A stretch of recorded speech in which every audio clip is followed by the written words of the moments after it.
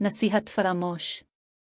एक दाना शख्स ने एक काफले को जंगल की तरफ जाते देखा। जंगल में हाथी के सिवा और कोई जानवर नहीं था। इस दाना शख्स ने काफले के लोगों को ये नसीहत की कि इस जंगल में भूख की वजह से तुम पर चाहे जैसी मुश्किलात और मुसीबतें आएं, लेकिन तुम हाथी के बच्चे को शिकार करके ना खाना। अगर तुम हाथी के बच्चों का शिकार करोगे तो उनकी माँ हथनी इसका जरूर बदला लेगी।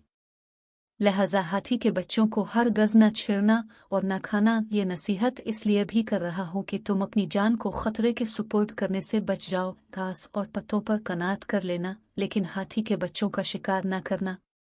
ये नसीहत सुनकर काफले वालों ने दाना का शुक्रिया अदा किया और जंगल में अपनी राह ले ली। जंगल में चलते हुए चंद दिनों के बाद हालात ऐसे हो गए कि उन मुसाफिरों को खाने पीने के लिए कुछ मुयस्सर न आया।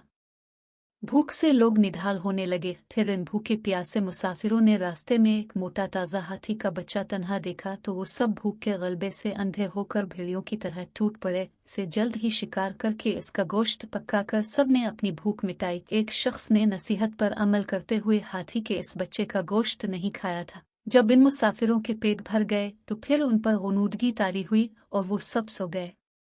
उधर अपने बच्चे को ढूंढते हुए एक खौफनाक हाथी उन सोने वालों के सर पर आन पहुंचा। इस हाथी ने सबसे पहले इत्तेफाक से इसी शख्स का मुंह सूंघा जिसने हाथी के बच्चे का गोश्त नहीं खाया था। हाथी ने इस शख्स के गिर्द 3 चक्कर लगाए। हाथी को इसके मुंह से कोई मखसूस बाव न आई तो वहां से चला गया। फिर इस हाथी ने हर सोए हुए शख्स के मुंह को सूंघा। लिहाजा हाथी को हर एक से खास बाव आती रही, क्योंकि उन्होंने हाथी के बच्चे का गोश्त खाया था। हाथी ने उन सबको आन की आन में चीर फाड़ दिया। गोया हाथी उन सोए हुए में से एक को पकड़ता और हुआ में अलिफा चल देता। यूं जमीन पर गिरते ही वो शख्स हलाक हो जाता। गोया हाथी के बच्चे की माँ ने उन सब लोगों से इस तरह से इंतकाम लिया कि कोई वहां से भागकर भी जान न बचा सका।